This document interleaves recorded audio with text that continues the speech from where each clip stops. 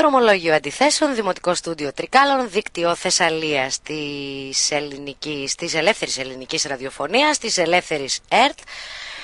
Έχουμε τη μεγάλη χαρά να έχουμε στην άλλη άκρη της τηλεφωνικής μας γραμμής τον καθηγητή των μέσων ενημέρωσης στο Πανεπιστήμιο Αθηνών, τον κύριο Γιώργο Πλειό.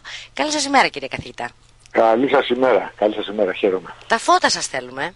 Γιατί εμείς έχουμε λίγο μπερδευτεί, έχουμε λίγο αποσυντονιστεί. Το θέμα, γιατί θα χρειαστούν πολλά φώτα εδώ. Δεν νομίζω ότι φτάνουν τα δικά μου σε αυτήν την περίσταση. Αλλά τέλος πάντων. Κοιτάξτε να δείτε, η αλήθεια είναι ότι η γενική διαπίστωση είναι ότι το ξεκίνημα για το άνοιγμα της ΕΡΤ δεν είναι καλό. Ναι. Οφείλω να το καταθέσω αυτό, μιλάω πάντα με το χέρι στην καρδιά, λέω πάντα αυτό που πιστεύω και δεν μπορώ να κάνω και διαφορετικά, ξέρετε, άλλωστε δεν έχω καμία δέσμευση προς καμία κατεύθυνση. Ναι. Και το λέω αυτό διότι ξεκίνησα ένα νομοσχέδιο το οποίο έτσι κι αλλιώς δεν ήταν καλό.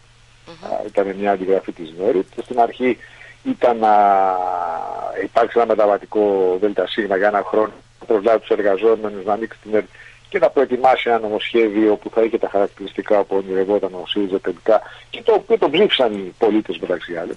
Ναι. Ακόμα και αυτό άλλαξε και έγινε ακόμα χειρότερο καθώς έφυγε το μεταβατικό στάδιο και έγινε μόνιμο αυτό, δηλαδή να διορίζει την πραγματικότητα από την κάστορη Υπουργό Επικρατείας το ΔΣ, διότι η Βουλή, το ξέρετε πολύ καλά, η Επιτροπή Δεσμών και Διαφάνειας έχει γνωμοδοτικό ρόλο. Και περάσαμε στην επιλογή του συγκεκριμένου προσώπου, του οποίου συζητάμε όλες αυτές τις μέρες για διευθύνοντα σύμβουλο. Εδώ θέλω να κάνω μια σοβαρή παρατήρηση. Ακούστε, η δημόσια τηλεόραση, το έχω πει εκατομμύρια φορές, θα το ξαναπώ όσο χρειαστεί, το λένε και πολλοί άλλοι. Είναι μια τηλεόραση, μια ραδιοτηλεόραση και ίντερνετ πλέον βεβαίως για όλους. Έτσι. Το πληρώνουν όλοι, απευθύνεται σε όλους και πρέπει να περιέχει τη φωνή όλων, τα ενδιαφέροντα όλων, τις απόψεις όλων κτλ. Λοιπόν, εδώ τι κάνουμε. Εδώ αυτή τη στιγμή ξεκινήσαμε με μια διαμάχη για το νομοσχέδιο και πολύ περισσότερο μετά για το πρόσωπο και έτσι αυτή τη στιγμή ξεκινάμε μια δημόσια τηλεόραση χωρίς συνένεση στην πραγματικότητα. Ξεκίνησε δηλαδή στραβά, αυτό δεν λέτε. Και αργότερα άνοιξε η ΝΕΡΙΤ. Δηλαδή επευλήθη μια λύση που δεν έχει τη συνένεση, τη συμπάθεια του μεγαλύτερου δυνατού πολιτών σε αυτή τη χώρα και από τη χώρα της πολιτικής, ενώ πολιτικά ενεργών ατόμων κτλ. Και το βλέπουμε αυτό έτσι. Και δεν έχει και την υποστήριξη, το κυριότερο, των ανθρώπων της ΕΡΤ, που όλο αυτό το διάστημα έδωσαν την ψυχή τους, το χρόνο τους, ατέλειωτες ώρες εργασίας, πόνου αν θέλετε, ταλαιπωρίας, ξοδεύτηκαν, δεν πήγαν στην Βουτού και αργότερα στην ΕΡΤ για να υποστηρίξουν το αίτημα για μια πραγματική δημόσια τηλεόραση αδέσμευση, ακιδεμόνευση από την πολιτική εξουσία και δεν μπορεί αυτοί οι άνθρωποι να μην ακούγονται. Έτσι. Δεν είμαι υπέρ της συνδιοίκησης, είμαι κατά της συνδιοίκησης, το έχω πολλές φορές, αλλά είναι άλλο πράγμα η συνδιοίκηση και άλλο πράγμα η ουσιαστική συμμετοχή των εργαζομένων στην παραγωγή του προϊόντος αυτού που λέγεται ραδιοτηλεοπτικό προϊόν. Είναι διαφορετικό. Τώρα δεν υπάρχει αυτό. Άρα λέω ξανά ότι ξεκάνουμε μια πολύ κακή αρχή. Δεν θέλω να γίνω μάτι κακό. Εγώ θέλω να πετύχει η ΕΡΤ, αυτό είναι το πάνω απ' όλα και αυτό έχει σημασία. Αλλά δυστυχώς το ξεκίνημα δεν είναι καλό, οφείλω να το πω αυτό. Και δεν μπορώ να καταλάβω και την αιμονία αυτή και στο νομοσχέδιο, όταν υπήρχε από πολλές πλευρές η άποψη ότι δεν είναι ένα καλό νομοσχέδιο, και αργότερα στην επιλογή των προσώπων τα οποία. Το καταλαβαίνω αυτό το πράγμα. Γιατί αυτή η αιμονή. Πώς θα προχωρήσει αυτός ο οργανισμός και θα ανακτήσει την εμπιστοσύνη των Ελλήνων πολιτών. Και ξέρετε κάτι, ας μην ξεχνάμε και ας μην ξεχνάει κανείς ότι ζούμε σε ένα περιβάλλον που δεν είναι δεκαετία του 80 ότι όποιος έχει το μαχαίρι έχει και το πεπόνι, έτσι, δηλαδή ότι όποιος έχει τηλεόραση μπορεί να κάνει και ό,τι θέλει με το κοινό. Σωστό. Καταρχήν το κοινό έχει γίνει πολύ επικριτικό πλέον, πολύ κριτικό απέναντι βλέπει και διάρκεια. Επιπλέον το κοινό φεύγει από την τηλεόραση. Αν δείτε δηλαδή τις έρευνες, δείχνουν ότι το κοινό της τηλεόρασης, δηλαδή σε αριθμούς, έχουν μειωθεί. Έχουμε μια πρόσκαιρη βεβαίως αύξηση, επειδή τώρα έχουμε πολιτικά γεγονότα που έχουν όπως είναι η διαπραγμάτευση και το κοινό ενδιαφέρεται πολύ σοβαρά να δει τι θα γίνει. Αλλά αν λυθεί με ποιο τρόπο και λυθεί αυτό, και φυσικά στην περίπτωση που λυθεί με έναν ευτυχή τρόπο, το κοινό θα αποσυρθεί ξανά από την τηλεόραση και θα καταφύγει στη συνδρομητική, μεταξύ άλλων αυτή την οποία υπηρετεί ο διαφαινόμενος Διευθύνων Σύμβουλος της ΕΡΤ, στην ιδιωτική λοιπόν τηλεόραση, την συνδρομητική, θα καταφύγει στο διαδίκτυο. Επομένως λοιπόν όλος ο καβγάς γίνεται περίεργος και εδώ πέρα, δηλαδή γίνεται κυρίως για συμβολικούς λόγους, ποιος θα κατησχίσει και τι θα κάνει. Έτσι. Έχει τηλεόραση αυτή, αλλά από την άλλη πλευρά πρέπει να πω το εξής, η ΕΡΤ είναι ένας κινούμενος γίγαντας. Αν λάβει κανείς υπόψη τις εγκαταστάσεις που έχει, τα κτίρια, την τεχνολογία, το προσωπικό το οποίο διαθέτει με την εμπειρία που έχει και την τεχνογνωσία και στα τεχνικά θέματα και στα θέματα δημοσιογραφίας και στα υπόλοιπα θέματα.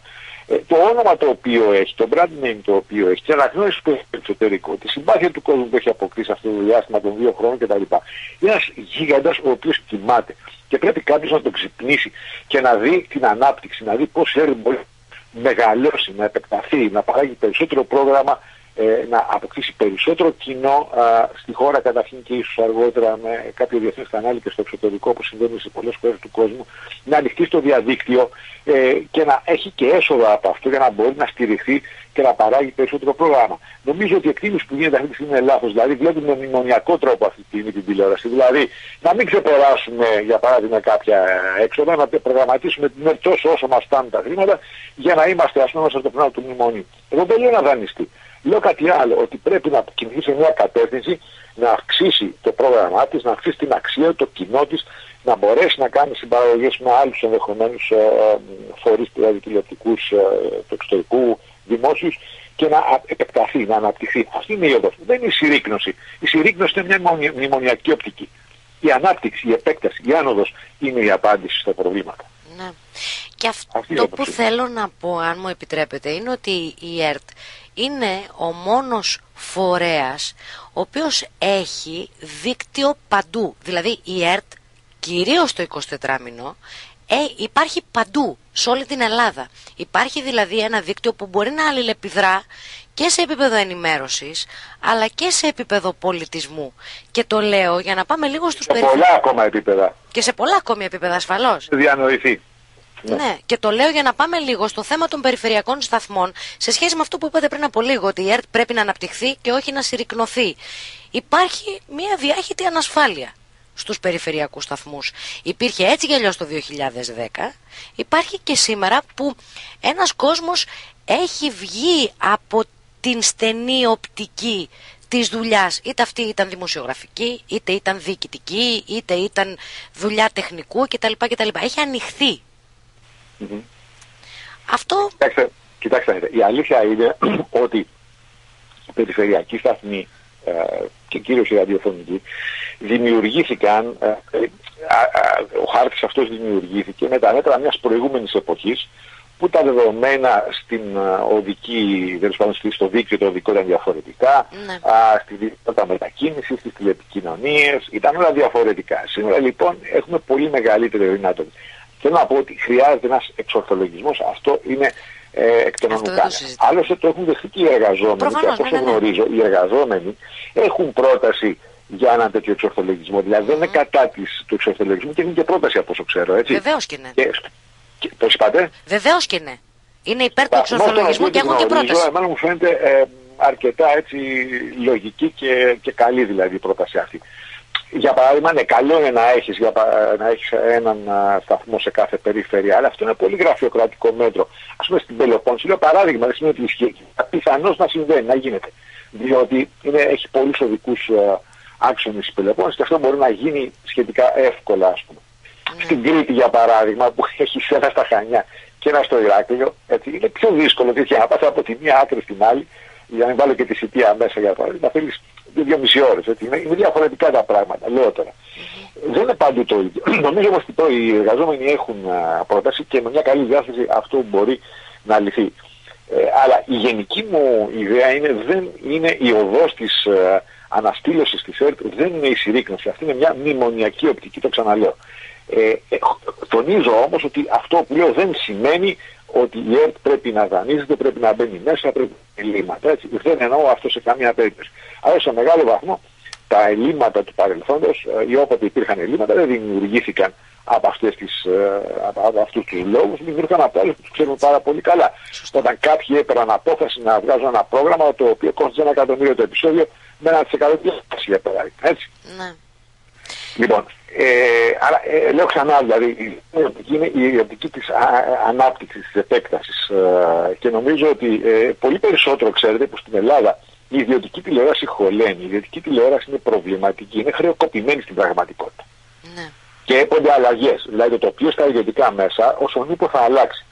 Η ανακοίνωση που έχει κάνει ο Υπουργός Επικρατείας ότι θα δώσει τριξάρι δεν είναι τυχαίο. Πράγματι, δηλαδή, εμείς, ας πούμε, για παράδειγμα, που ασχολούμαστε με αυτό στον ακαδημαϊκό χώρο, ξέρουμε ότι η Ελλάδα σηκώνει πάνω από 2, 3, άντε 4. Το 3 είναι πραγματικά ένας καλός αριθμός ιδιωτικά κανάλια. Το ξέρουμε χρόνια αυτό, δεν είναι καινούριο. Έτσι. Αλλά είναι προβληματικό όλο το τοπίο. Αυτό θα αλλάξει. Σιγά εγώ είπα ότι βλέπω να διαμορφώνεται ένας που θα αποκτήσει τεράστια δύναμη, δηλαδή θα έχουμε ένα είδος ταλαιοποίησης εδώ πέρα. Τέλος πάντων, αυτό είναι ένα άλλο ερώτημα. Γενικά λοιπόν η ιδιωτική τηλεόραση φαίνεται να έχει πρόβλημα. Άρα αυτό ανοίγει δρόμους για τη δημόσια τηλεόραση και να είναι πραγματικά δημόσια, γιατί αυτό είναι το μεγάλο πρόβλημα στην Ελλάδα. Το μεγάλο πρόβλημα στην Ελλάδα της δημόσιας τηλεόρασης είναι το δημόσια. Ναι. Δημόσια στην Ελλάδα θα γίνει πραγματικά η τηλεόραση όταν πάψει να εξαρτάται από την εκάστοτε κυβέρνηση και από τον εκάστοτε υπουργό. Ναι.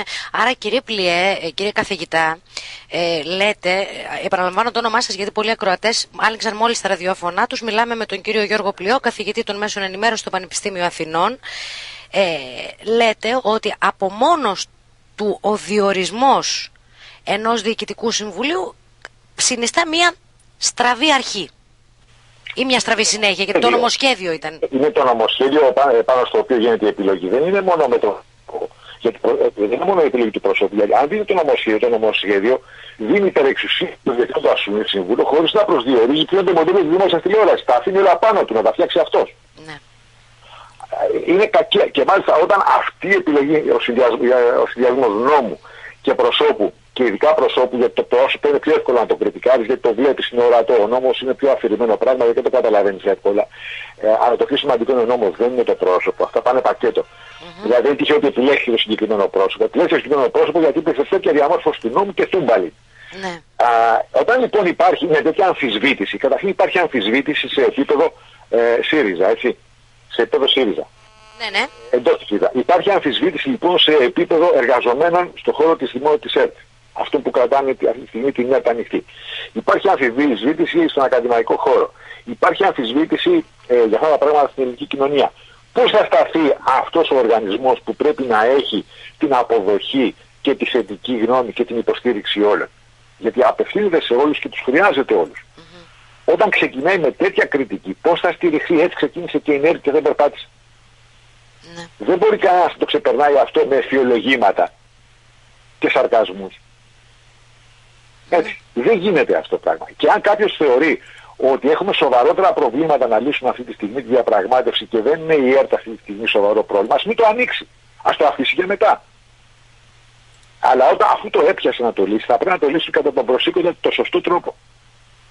Κατά αυτόν τον τρόπο που θα κάνει την ΕΡΤ ένα πραγματικά δημόσιο οργανισμό, ο οποίος θα παράγει ένα προϊόν ποιότητας και θα έχει ένα σεβαστό ακροατήριο και μια ικανοποιητική αποδοχή από τους Έλληνες και τους κατοίκους της χώρας γενικά. Αν δεν μπορεί να το κάνει, ας μην το ανοίξει καθόλου.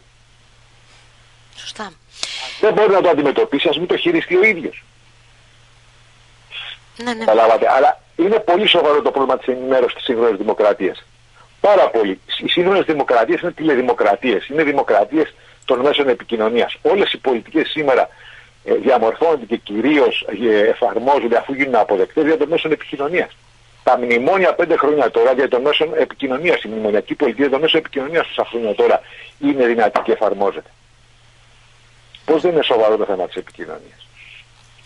Κύριε καθηγητά, θεωρείτε ότι οι εργαζόμενοι, οι αγωνιζόμενοι εργαζόμενοι, αυτοί δηλαδή όλοι αυτοί που κρατήσαν ανοιχτά τα μικρόφωνα, ανοιχτούς τους πομπούς, ανοιχτή την ΕΡΤ, τα 2 χρόνια αυτά σε όλη την κοινωνία, έχουν περιθώριο παρέμβασης πλέον?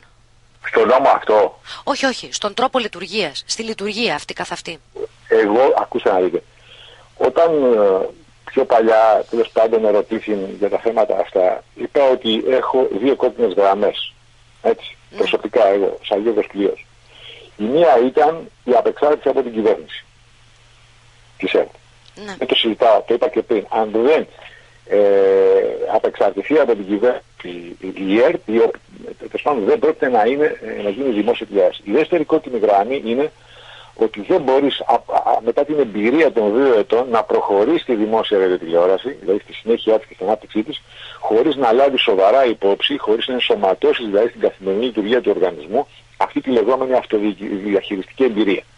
Ναι. Την οποία τη λέω ξανά, δεν την βλέπω σαν συνδιοίκηση. Δεν θεωρώ ότι πρέπει να είναι συνδιοίκηση. Εγώ δεν υποστηρίζω τη συνδιοίκηση. Τα συνδικάτα είναι για να υποστηρίζουν τα συμφέροντα των εργαζομένων, τις συνθήκες εργασίας, τις αμοιβές τους, αυτά τα πράγματα. Δεν είναι για να ασκούν διοίκηση. Αλλά δεν εννοώ τη διοίκηση, εννοώ τη διαμόρφωση του προϊόντος, την αξιολόγηση του προϊόντος, τη συζήτηση όλων για να κάνουμε κάτι καλύτερο, ένα καλύτερο προϊόν που θα έχει και μεγαλύτερη αποδοχή. Πώς δεν μπορεί να γίνει αυτό? Τότε εφαρμόζουμε ένα σωρό επιχειρήσεις στον ιδιωτικό τομέα, για παράδειγμα. Γιατί δεν μπορεί να γίνει στην ΕΡΤ αυτό το πράγμα. Δεν σημαίνει ότι είναι ιδιωτική, πρέπει να γίνει. Δεν είπα αυτό. Αλλά αυτή η συλλογική τέλος πάντων εργασία πάνω στην αντιμετώπιση και στην επίλυση των προβλημάτων είναι κάτι που είναι του καιρού μας σε τελευταία ανάλυση. Για την υπέρβαση των. Και φυσικά, και φυσικά εγώ βλέπω ότι είναι δυνατόν να γίνει αυτό από τους εργαζόμενους. Φυσικά με ένα θεσμισμένο τρόπο. Δηλαδή όχι τυχαία, όχι δηλαδή όπως να είναι, έτσι, γιατί πραγματικά δεν θα καταλήξουμε πουθενά. Αυτό πρέπει να μπει σε ένα πλαίσιο, να χρησιμοποιηθεί. Αυτή είναι η δουλειά της κυβέρνησης, η όποια κυβέρνηση, να το θεσμοποιήσει αυτό το πράγμα για να μπορέσει να λειτουργήσει, να γίνει αποδοτικό. Ναι.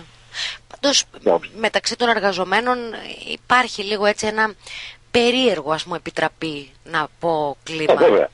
Ναι. Βεβαίως, διότι αυτό το οποίο συμβαίνει τώρα στην πραγματικότητα, και ο νόμος και κυρίως η επιλογή των προσώπων, του ενός κυρίως προσώπου, για να μας αφήσει. Ναι, ναι, ναι.